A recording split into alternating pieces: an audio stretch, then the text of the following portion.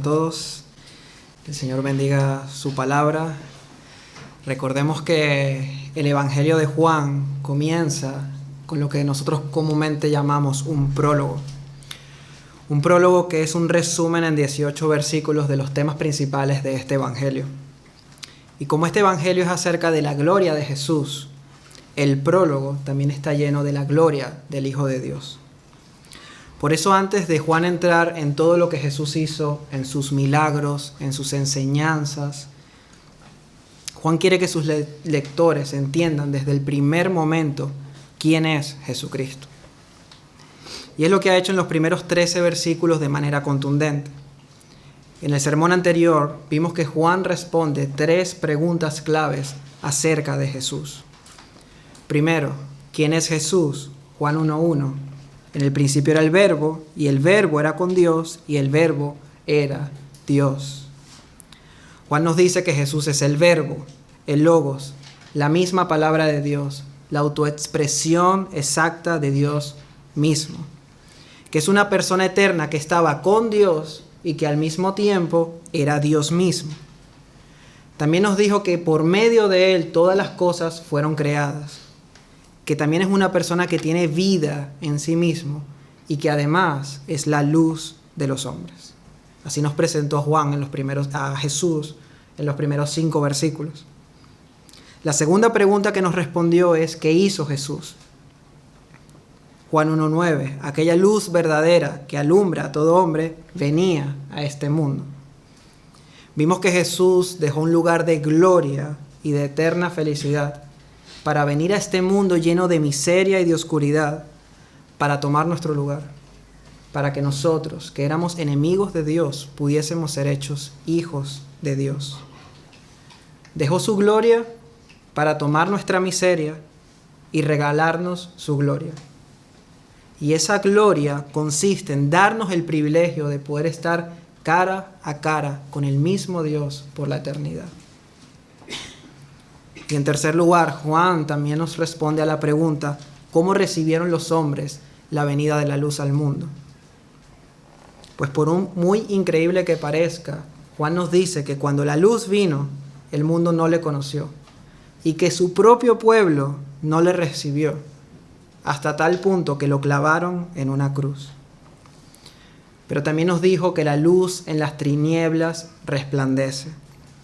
Y vimos cómo la gracia de Dios en Cristo tiene el poder para vencer la resistencia del hombre a su luz. Tiene el poder para darle un nuevo corazón que ahora sí busca acercarse con todas sus fuerzas a Dios. Versículos 12 y 13. Mas a todos los que le recibieron, a los que creen en su nombre, les dio potestad de ser hechos hijos de Dios, los cuales no son engendrados de sangre, ni de voluntad de carne, ni de voluntad de varón, sino de Dios mismo.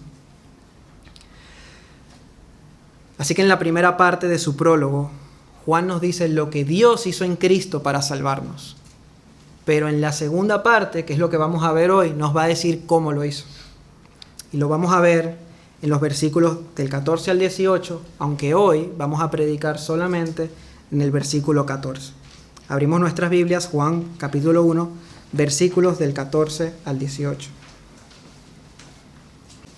Y aquel Verbo fue hecho carne y habitó entre nosotros. Y vimos su gloria, gloria como la del unigénito del Padre, lleno de gracia y de verdad. Juan dio testimonio de él y clamó diciendo, este es de quien yo decía, el que viene después de mí es antes de mí, porque era primero que yo. Porque de su plenitud tomamos todos, y gracia sobre gracia. Pues la ley por medio de Moisés fue dada, pero la gracia y la verdad vinieron por medio de Jesucristo. A Dios nadie le vio jamás, el unigénito Hijo, que está en el seno del Padre, Él le ha dado a conocer. Hoy vamos a ver a Jesús como Dios y hombre, las dos naturalezas en una sola persona. Juan capítulo 1, versículo 14. El objetivo del sermón de hoy para todos nosotros es entender el significado de la encarnación y el propósito que ésta tuvo en la obra de redención. Y el esquema que seguiremos para la predicación va a ser el siguiente. Lo vemos en pantalla. En primer lugar, vamos a ver qué significa que Jesús tiene dos naturalezas. En el segundo punto, vamos a centrarnos más en su humanidad, que realmente fue una humillación, la humillación de Jesús. Y en tercer lugar, vamos a ver que Él nunca dejó de ser Dios, y en ese sentido vamos a ver la gloria de Jesús en la tercera parte del versículo 14. Vamos a comenzar con las dos naturalezas de Jesús. Y aquel Verbo fue hecho carne, y habitó entre nosotros, y vimos su gloria, gloria como la del unigénito del Padre, lleno de gracia y de verdad. Bien, recordemos que Juan al inicio de este prólogo se ha referido a Jesús primeramente como el Verbo. Y ahora en el versículo 14 vuelve a hablar de Jesús como el Verbo que mencionó en el versículo 1. Y aquel verbo del versículo 1 fue hecho carne. Aquel verbo que es Dios eterno, aquel verbo que es el Hijo de Dios, aquel verbo que es Dios mismo, se hizo carne. Más enfáticamente, asimismo se hizo carne. Y en este primer punto quiero que veamos 6 características fundamentales que nos ayuden a entender qué significa la encarnación del Hijo de Dios. Primera característica. Jesús tiene dos naturalezas completas y perfectamente unidas. El Hijo es eterno, lo vimos en el versículo 1. Él ha sido eternamente Dios. Él ha tenido eternamente todos los atributos de Dios, pero Él no ha sido eternamente hombre. Él ha sido eternamente Dios, pero Él no ha sido eternamente hombre. Eso sucedió en la encarnación. Eso sucedió en un momento del tiempo y de la historia, cuando el Hijo de Dios añadió una naturaleza humana a su naturaleza divina. Esa palabra es clave, añadir. Es decir, la encarnación es que Él añadió a su persona algo que Él antes no tenía. De manera que desde la eternidad es completamente Dios, pero desde su concepción es completamente Dios y completamente hombre. Verdadero Dios y verdadero hombre. Él no es un porcentaje hombre y un porcentaje Dios. Él no es a veces hombre y a veces Dios. Él no es un hombre con poder dado por Dios. Él es verdadero hombre y verdadero Dios. Él es Dios hombre. Dos naturalezas unidas perfectamente en una sola persona. Segunda característica. En la Trinidad, solo el Hijo de Dios se encarnó. Solo el Hijo de Dios tiene dos naturalezas. El Padre no se hizo hombre y el Espíritu no se encarnó. Eso solo lo hizo Jesús, que es el Hijo de Dios. Y esto es importante, tenemos que tener cuidado, sobre todo a la hora de orar, de ser preciso a quién nos dirigimos y cómo lo hacemos. Por ejemplo, hay veces que caemos en el error de decir, Padre, gracias porque moriste por nuestros pecados. Bueno, eso no es realmente así, porque el Padre no se hizo hombre, el Padre no murió en la cruz, eso lo hizo el Hijo. El modelo bíblico de oración es orar al Padre en el nombre del Hijo o gracias a lo que el Hijo ha hecho por medio de o en el poder del Espíritu Santo. Tercera característica importante. En la encarnación, el Hijo nunca dejó de ser Dios. Nunca dejó de ser Dios. Nunca dejó de ser lo que Él siempre ha sido desde la eternidad. Sino que su deidad, como solemos decir, fue velada bajo su humanidad. Fue velada. De alguna manera que nosotros no podemos explicar, el eterno entró en el tiempo, el omnipotente se hizo débil, El inmutable experimentó cambios, el omnisciente tuvo que aprender, el creador fue concebido y el inmortal tuvo que morir. Pero todo esto lo hizo sin dejar de ser Dios. En Filipenses capítulo 2 se nos arroja un poco más de luz cómo sucedió esto. Filipenses 2, versículos del 6 al 7. Hablando de Jesús, el cual, siendo en forma de Dios, no estimó el ser igual a Dios como a cosa a que aferrarse, sino que se despojó a sí mismo, tomando forma de siervo, hecho semejante a los hombres. Hay una palabra clave allí que es despojarse.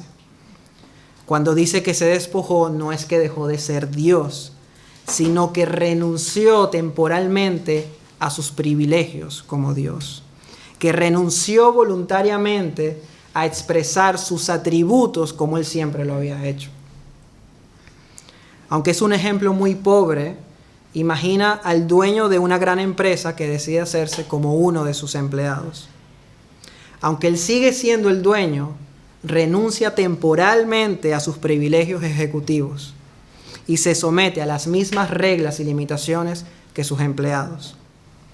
Él no ha dejado de ser el dueño, solo temporal y voluntariamente se despoja de sus privilegios.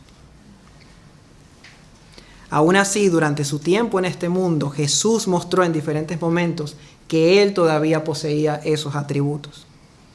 Por ejemplo, cuando Jesús usó su poder para calmar una gran tormenta.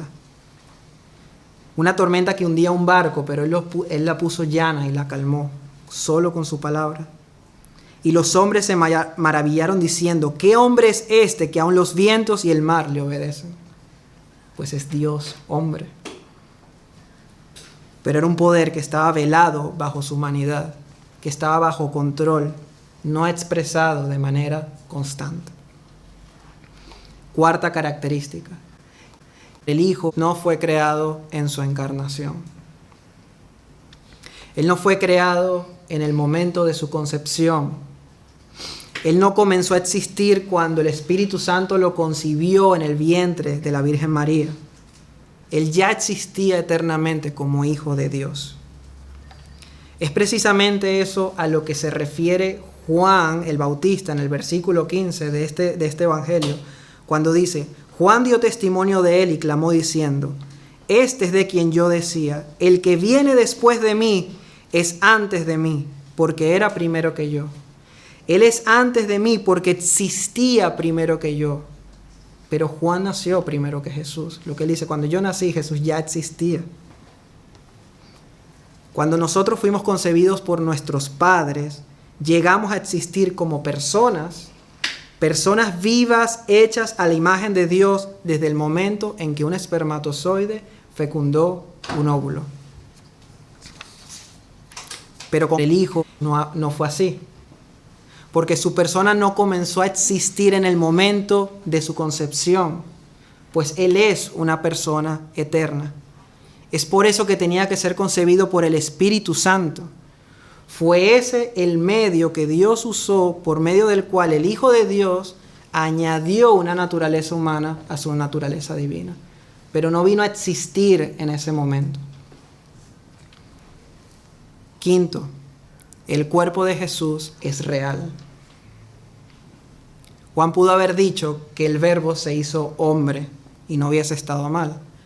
Pero él es más enfático y dice que se hizo carne, como diciendo, tenía carne y hueso como nosotros. Era importante usar esta palabra porque en la época de Juan había una falsa doctrina llamada docetismo. Una palabra que proviene de un término que significa parecer o aparición. Y esta doctrina afirmaba que Jesús no tenía un cuerpo real. Que parecía hombre, pero no lo era. O sea, solo visiblemente parecía que era un hombre, pero no tenía un cuerpo real. Pero esto es muy crítico, porque eso implicaba que sus sufrimientos no fueron reales. Y nada más lejos de la realidad. Pero Juan lo deja claro, el Verbo se hizo carne. Pablo le dice a Timoteo, indiscutiblemente, grande es el misterio de la piedad.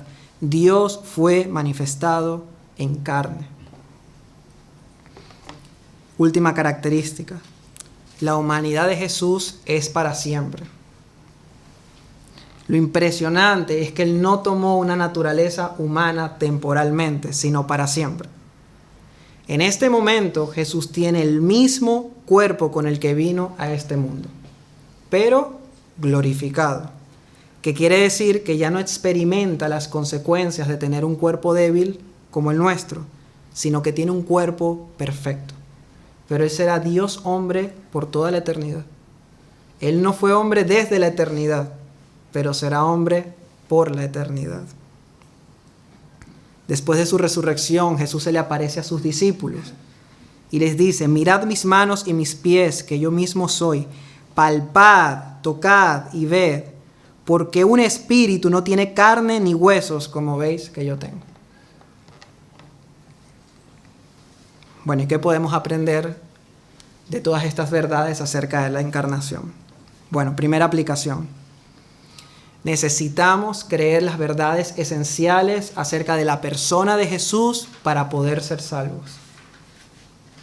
Puede que alguien no comprenda la profundidad de esto. ¿Quién comprende este misterio, esta verdad tan grande? Puede que no comprendamos todos los detalles específicos, pero se debe creer lo que la Escritura claramente enseña, que Jesús es el Salvador del mundo, el Dios hecho hombre, hecho semejante a nosotros, pero sin pecado, para poder ser nuestro sustituto en la cruz y así convertirse en el único mediador entre Dios y los hombres. Es necesario creer que Jesús es Dios y hombre para poder ser salvo. Segunda aplicación. Hemos visto cómo Jesús, siendo Dios, renunció en su encarnación a sus privilegios para salvarte. Y la pregunta es, ¿tú estás renunciando también a tus supuestos privilegios que tienes para vivir en gratitud para la gloria de Dios? Porque la vida cristiana es una vida de renuncia. Es una vida de renuncia a ti mismo, a pesar de lo que muchos dicen por allí. Lucas 14, 26 y 27. Si alguno viene a mí y no aborrece a su padre y madre y mujer e hijos y hermanos y hermanas y aún también su propia vida, no puede ser mi discípulo. Y el que no lleva su cruz y viene en pos de mí, no puede ser mi discípulo. Versículo 33, el resumen de esto. Así pues, cualquiera de vosotros que no renuncia a todo lo que posee, no puede ser mi discípulo. ¿Quieres ser un discípulo de Jesús? Esto no es opcional. No hay cristianos que son discípulos y cristianos que no son discípulos. Todo cristiano verdadero debe ser un discípulo del Señor. ¿Estás dispuesto a renunciar a todo por aquel que renunció a todo por ti? Puedes decir que amas a Jesús más que a tus padres, que a tus hijos, que a tu esposo, que a tu novio, que a tu novia, de tal manera que si ellos te llevaran en contra de la voluntad de Dios, ¿tú pondrías a Jesús y la obediencia a Él por delante de ellos? ¿Estás renunciando a tu sabiduría propia acerca de cómo se supone que debes dirigir tu vida para dejarte guiar por la sabiduría de Dios y también por el consejo de la iglesia? ¿Te estás dejando guiar en tu noviazgo, en tus finanzas, en tu matrimonio, en tu trabajo? ¿Estás dejando guiar tu corazón para que Dios haga su voluntad en ti? ¿Estás renunciando a tus deseos sexuales ilegítimos para sujetarte a la voluntad de Dios? ¿O estás quebrantando el orden de Dios para el matrimonio? ¿Estás renunciando a tu orgullo para dejar de justificarte y pedir perdón a aquellos a los que has ofendido? ¿Estás dejando a un lado tu comodidad, renunciando a ella para poder servir a los demás. Su encarnación fue una renuncia total de sus privilegios. Pero su encarnación fue mucho más que eso. Él no solamente renunció a sus privilegios como Dios, su encarnación fue una humillación.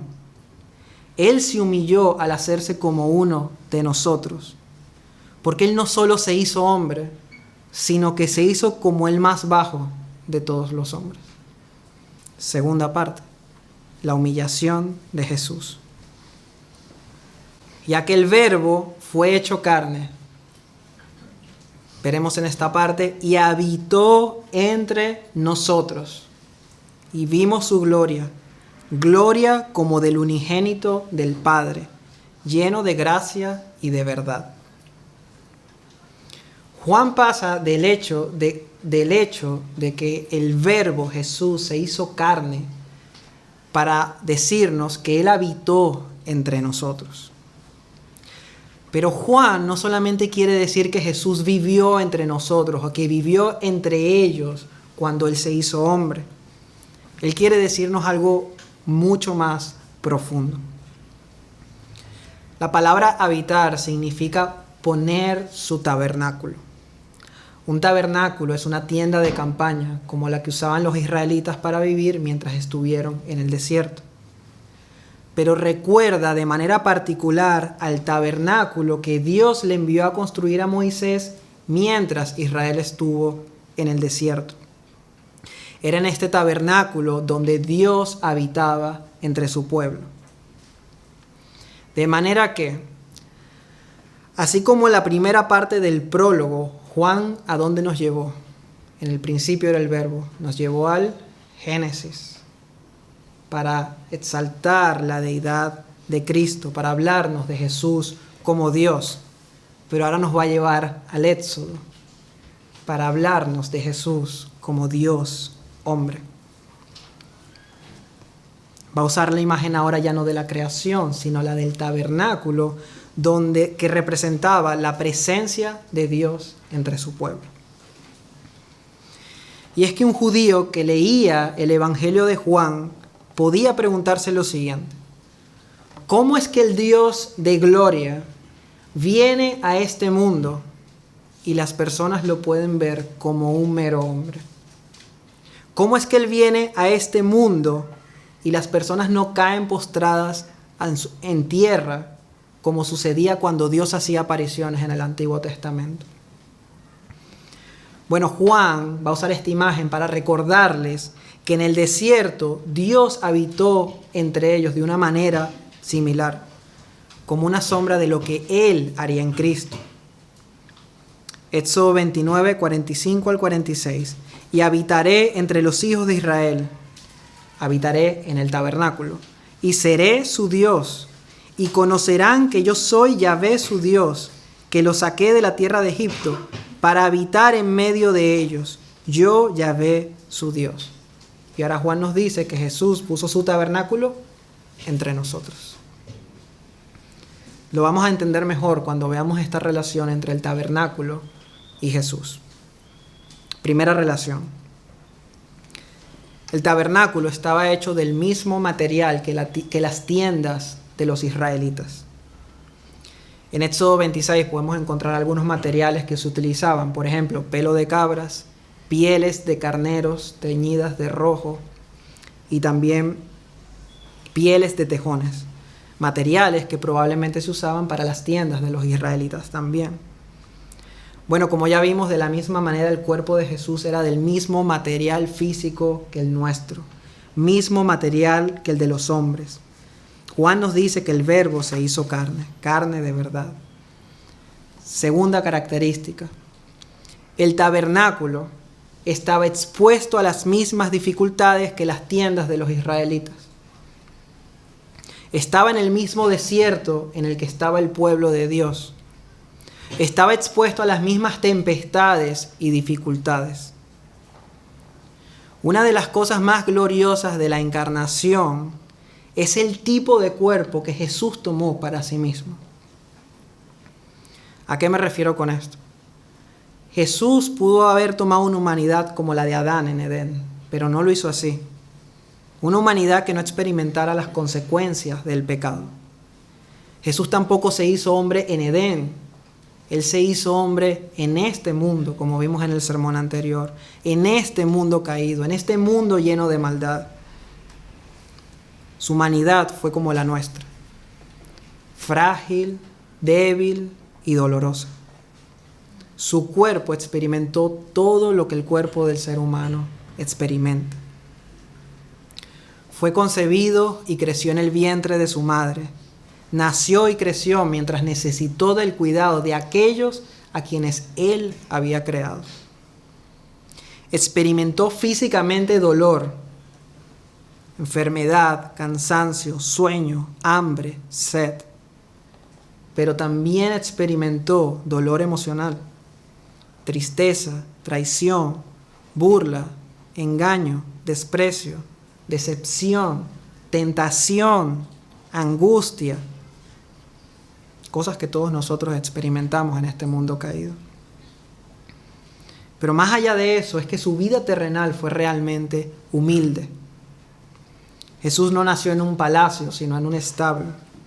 No nació en Roma, sino en Belén, en una ciudad muy pequeñita. No nació en una familia adinerada, sino en una muy pobre. Cuando José y María fueron a presentar a Jesús en el templo, tenían que hacer un sacrificio y sacrificaron 2 palominos. Era lo que se sacrificaba cuando no tenía suficiente dinero para sacrificar un animal como un cordero. Jesús no se crió en una gran ciudad, se crió en Nazaret. Cuando Felipe buscó a Natanael y le dice, hemos encontrado al Mesías, Jesús de Nazaret, la respuesta de Natanael fue, de Nazaret puede salir algo bueno. No tenía dónde apoyar su cabeza. Jesús les decía, las zorras tienen guaridas y los aves del cielo tienen nidos, pero el Hijo del Hombre no tiene dónde apoyar su cabeza. No tuvo una situación familiar fácil. Muy probablemente su padre murió cuando era joven y sus hermanos no creían en él. No fue aceptado, sino perseguido por su propio pueblo. Y no fue alabado. Fue escupido, torturado, desnudado, humillado y finalmente asesinado. Sufrimientos humanos, físicos y emocionales como los que nosotros experimentamos cada día, pero sin pecado. Sin pecado. Primera aplicación para nosotros ante estas verdades. Nunca acuses a Dios de ser injusto por lo que te ha tocado vivir, porque Él experimentó el sufrimiento como uno de nosotros. Y un sufrimiento mayor que ninguno de nosotros hemos experimentado aquí, estar abandonado totalmente bajo la ira de Dios. Nunca te enfades con Dios. Tampoco hagas esta pregunta que es común entre los hombres. Si Dios existe, ¿por qué pasan tantas cosas malas? Esta pregunta asume que el hombre merece algo de parte de Dios. Esa no es la pregunta que nos tenemos que hacer. La pregunta que tenemos que hacernos es, si Dios es bueno y lo es, ¿por qué yo estoy vivo? ¿Por qué yo hoy pude comer, caminar y respirar? Esa es la pregunta que nos tenemos que hacer. Otra pregunta válida es, ¿cómo es posible que el Hijo de Dios haya tenido que venir a sufrir en mi lugar para perdonar mis pecados y no me haya enviado directamente al infierno? Esa pregunta nos las podemos hacer. No sé qué tragedia puedas estar pasando ahora en tu vida, pero puedes tener seguro que Jesús sufrió más que tú. Y lo hizo para salvarte. Lo hizo para que pudieras ser reconciliado con Dios por medio de su muerte. Y para que en esa reconciliación, en medio de esa tragedia, Él pueda estar ayudándote a tu lado, dándote el poder para pasar el desierto de esta vida, habitando en medio de ti y enseñándote a confiar en Él a pesar del sufrimiento, para que finalmente llevarte de su mano a la eternidad. Así que si estás en esta circunstancia, solamente tienes dos opciones. O culpas a Dios por lo que está pasando en tu vida, o miras a la cruz y en vez de centrarte en tus sufrimientos, te centras en los de Cristo. Sufrimientos que experimentó por amor a ti. No estoy hablando de dejar de entristecerse o de sufrir a causa de vivir en un mundo caído. Hablo de dejar de culpar a Dios y de enfadarnos con Él por las circunstancias que estamos viviendo. Si culpas a Dios, eso te llevará a la miseria aquí, y si continúas en esa actitud, te llevará a la condenación allí. Pero si miras a Cristo, eso te llevará primero a la adoración, segundo a la consolación y tercero a la eternidad con Él. Pero solo hay esas dos opciones. Pero hay otra enseñanza importante para nosotros al ver la humillación de Jesús. Cristo vino a este mundo y los cristianos sabemos lo difícil que es vivir en un mundo caído. Él experimentó todo lo que experimentamos y por lo tanto es a Él a quien debemos acudir para poder triunfar y vencer mientras vivimos en este mundo. Necesitamos todo de Él, su sabiduría, su gracia para amar a otros, su paciencia, su firmeza. Todo cristiano gime, le duele vivir en un cuerpo caído. Pero es esperanzador saber que en Cristo podemos buscar ayuda para vencer. La frustración más grande de un cristiano es querer vivir para la gloria de Dios en todas las áreas de su vida y examinarse y ver que fallamos en cada una de ellas. Tú quieres hablar la verdad y vivir honestamente, pero el mundo está lleno de mentira y de corrupción. Tú quieres amar a otros, pero puedes llegar a ser odiado. Quieres ser puro de corazón, pero alrededor ves pura sensualidad. Quieres estar contento con lo que el Señor te da, pero el mundo te vende que necesitas más. Quieres hablar del Señor y la gente no quiere escuchar o se burla. Pero recuerden lo que dijo el Señor. He aquí yo os envío como a ovejas en medio de lobos. Sed pues prudentes como serpientes y sencillos como palomas. Sabiduría y humildad que necesitamos, pero que necesitamos recibir directamente del Señor. Pero se pone peor porque no solamente el mundo que nos rodea nos afecta, sino que vemos nuestro propio corazón y vemos la dificultad de vivir para la gloria de Dios. Quieres ser diligente, pero ves pereza en ti. Quieres ser generoso y ves egoísmo. Quieres ser valiente y ves cobardía. Quieres ser paciente y ves cómo explota tu ira. Y te quebranta y te duele, o al menos eso es lo que le debería pasar a un cristiano. Así que de nuevo, cuando eso suceda, mira a Cristo. Mira a Cristo, clama a Él, pide ser perdonado por tu pecado, pero también pídele por esa santidad que anheles.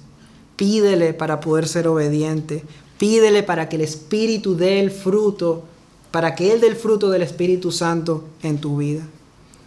Pídele porque no tenemos un sumo sacerdote que no se pueda compadecer de nuestras debilidades, sino uno que fue tentado en todo, según nuestra semejanza, pero sin pecado.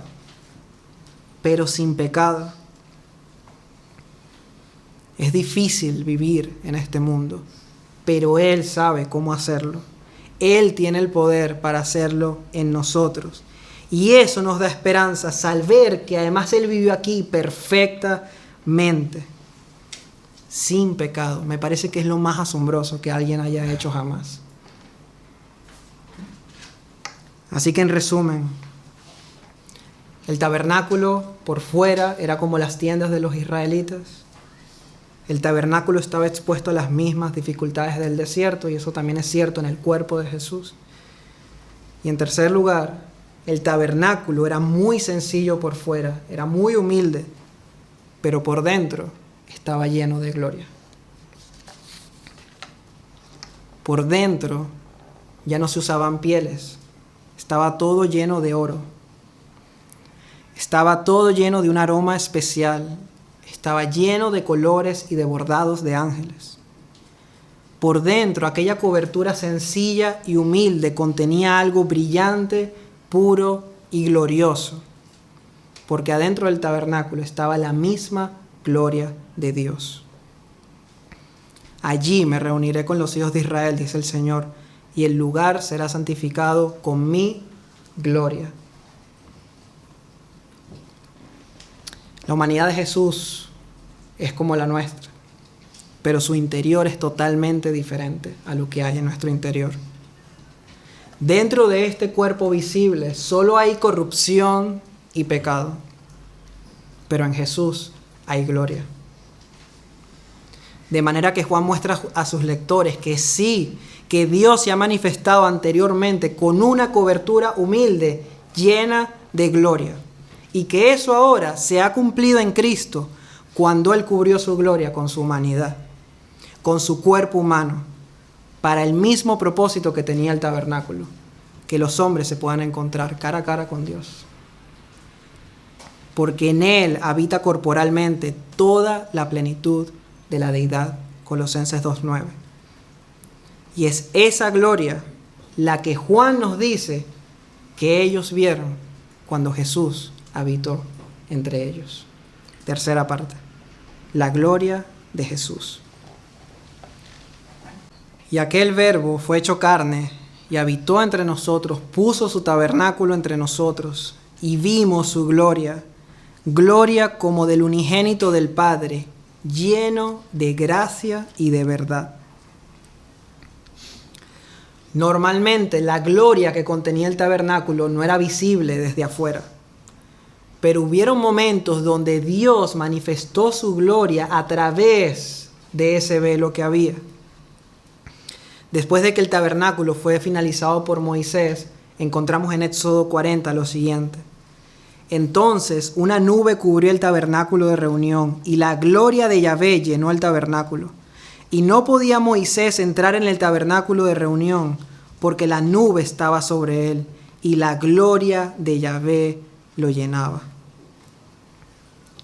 Esto que sucedió en el tabernáculo en ese momento también sucedió con el cuerpo de Jesús.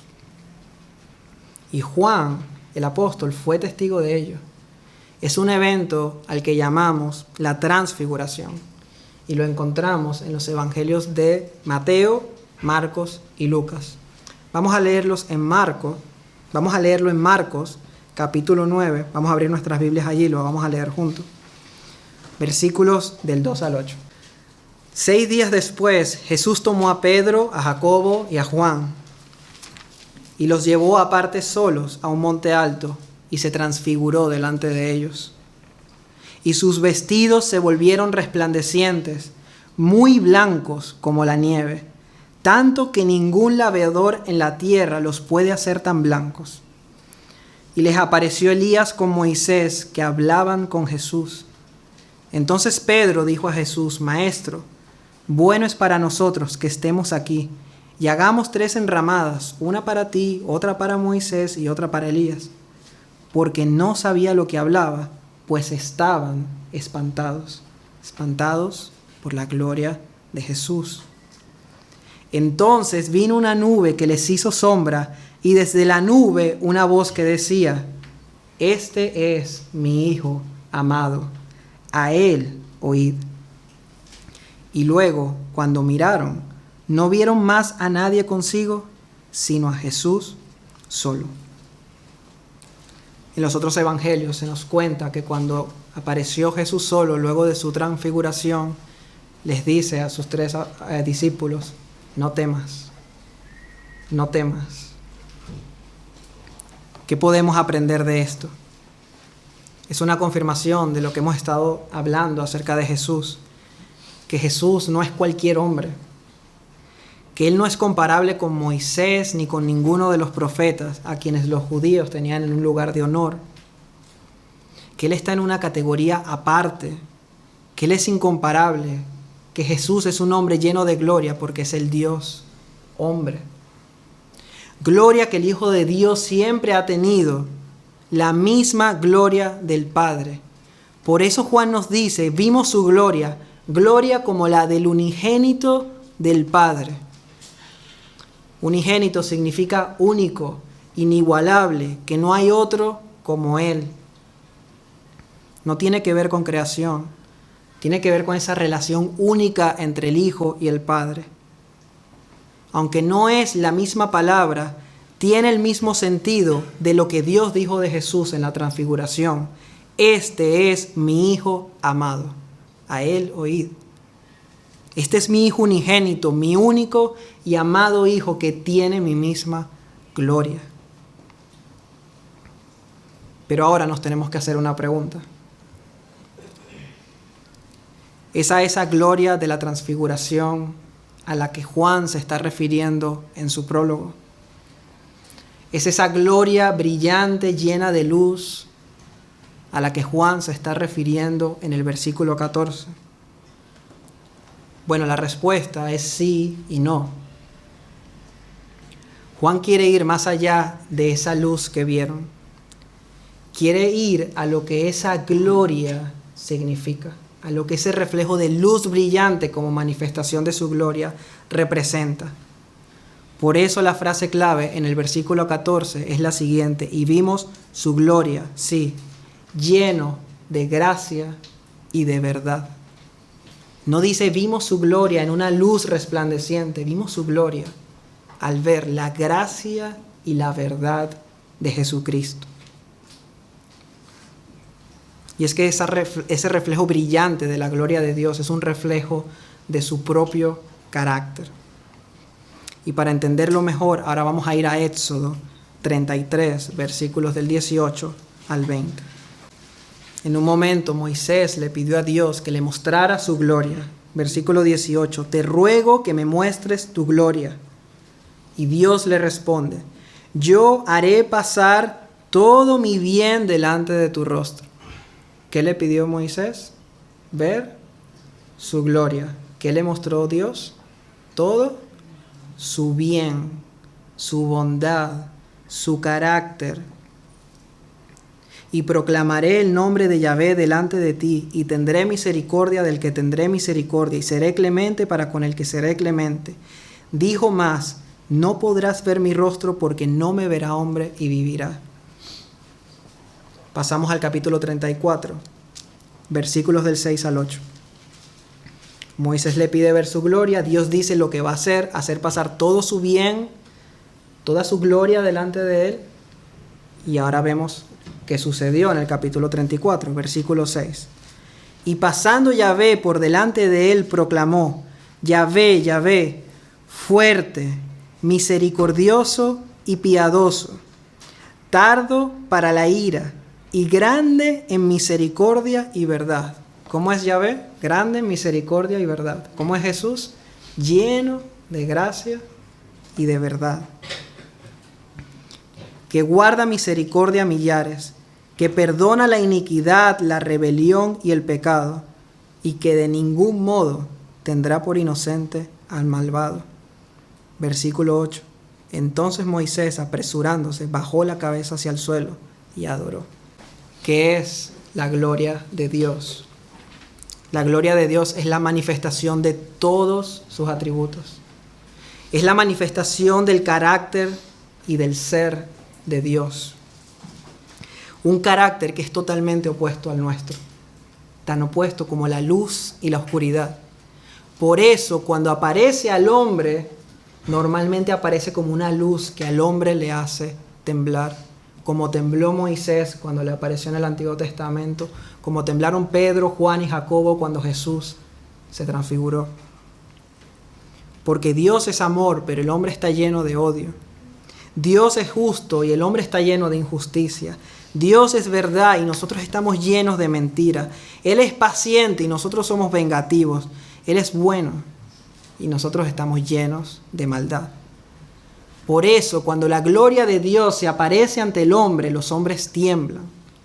Y con razón, porque su carácter santo y justo aplasta nuestra corrupción. De hecho, lo que Moisés vio fue solamente una parte de la gloria de Dios. Dios les dijo, solo vas a poder ver mis espaldas, pero no podrás ver mi rostro.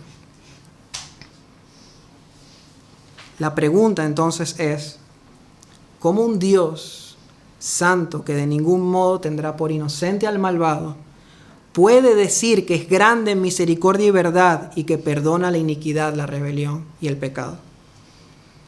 La respuesta en el tiempo de Moisés fue el tabernáculo, que se comenzó a construir justo después de las palabras que acabamos de leer en el capítulo 35. Porque la gloria del tabernáculo no era el oro que tenía adentro, era lo que reflejaban todos los elementos que contenía el tabernáculo. Y es que era dentro del tabernáculo donde se realizaban los sacrificios de animales que cubrían los pecados del pueblo.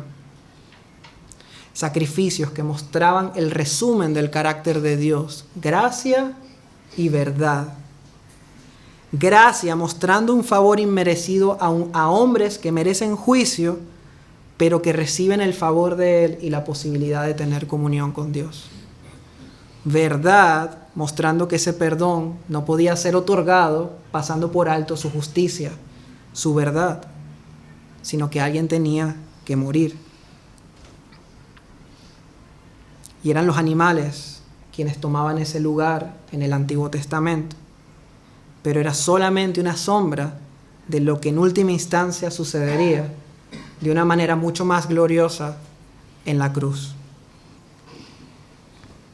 En la cruz, cuando el Dios hombre, Jesús, que puso su tabernáculo entre nosotros, sería ofrecido como el sacrificio final que apaciguaría, que aplacaría la ira de Dios. Y es allí a donde Juan nos quiere llevar.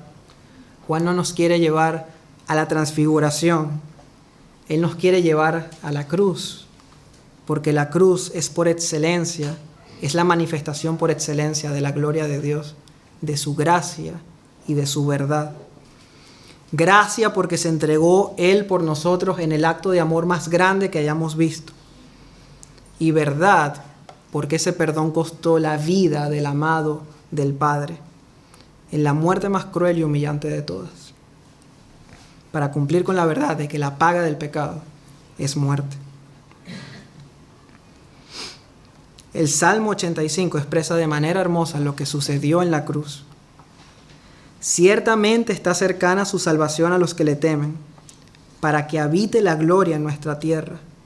La misericordia y la verdad se encontraron, y la justicia y la paz se besaron. Dios el Padre desde el cielo cargó la injusticia de los hombres sobre su Hijo amado, para poder perdonar a sus hijos sin dejar de ser justo. Es allí donde la gloria que Moisés vio se manifestó definitivamente. Por eso Dios, habiendo hablado muchas veces y de muchas maneras en otro tiempo a los padres por los profetas, en estos postreros días nos ha hablado por el Hijo, la máxima revelación de su gracia y su verdad. La aplicación para nosotros es la siguiente. Ser cristiano significa ser consumido por esta verdad que acabamos de escuchar. Un cristiano es alguien que ve en Jesús la gloria de Dios, lleno de gracia y de verdad. Que ve en Jesús al Dios crucificado, que teniendo el poder de bajarse de la cruz con una sola palabra y destruir a todos sus enemigos, se despojó a sí mismo para sacrificarse completamente por nosotros. Es alguien que ve a Jesús, el Dios crucificado, pero también el Dios resucitado y sentado en su trono de gloria. Alguien que, impactado y asombrado por esta verdad, busca perdón en Cristo para vivir para la gloria de Dios. Para ahora nosotros también vivir una vida llena de gracia y de verdad. La gloria que un cristiano busca no es lo que el mundo busca. No es fama, no es dinero, no es reputación, no es inteligencia. La gloria que un cristiano busca es la gloria de Dios mismo. La gloria de un cristiano es la cruz de Cristo. Lejos esté de mí gloriarme, decía Pablo, sino en la cruz de nuestro Señor Jesucristo. Gloria es una vida de humilde sujeción a la voluntad de Dios, una vida de servicio a los demás y una vida de obediencia a su verdad. Gloria que solo podemos obtener si nos acercamos cada día a Él, más íntimamente, más confiadamente, más diligentemente, para poder ser transformados de gloria en gloria. Termino. A Dios nadie le vio jamás. El unigénito Hijo que está en el seno del Padre, Él le dio a conocer. Si hoy estás aquí sin Cristo, debes saber que si quieres conocer a Dios, y eso lo necesitas desesperadamente, tienes que conocer a Jesucristo. Él ya le ha dado a conocer porque Él es el resplandor de su gloria. Creer en Cristo es ver la gloria de Dios en Jesús. Gloria que ya no te aplasta, que ya no aplasta tu corrupción, sino que entre esa gloria de Dios y tú se encuentra el Dios hombre diciéndote: no temas. Yo he pagado por tus pecados y ahora puedes mirar a Dios cara a cara a través de mí. Si no estás en Cristo, llegará un día donde el mismo Jesús que vino a salvar, vendrá en su gloria, pero esta vez sin misericordia. Porque el Hijo del Hombre vendrá en la gloria de su Padre con sus ángeles y pagará a cada uno conforme a sus obras. Y si no estás en Cristo y no te has refugiado en Él, el pago que te dará por tus obras será ser echado al infierno. No importa quién seas ni lo que hayas hecho, si no estás en Cristo, cuando Él venga y veas su gloria, será el peor momento de tu vida. Vas a clamar a las cuevas que te escondan. Vas a clamar a los montes y les dirás: cae sobre mí y escóndeme de aquel que está sentado sobre el trono. Escóndeme de la ira del Cordero, porque el gran día de su ira ha llegado y no me puedo sostener en pie.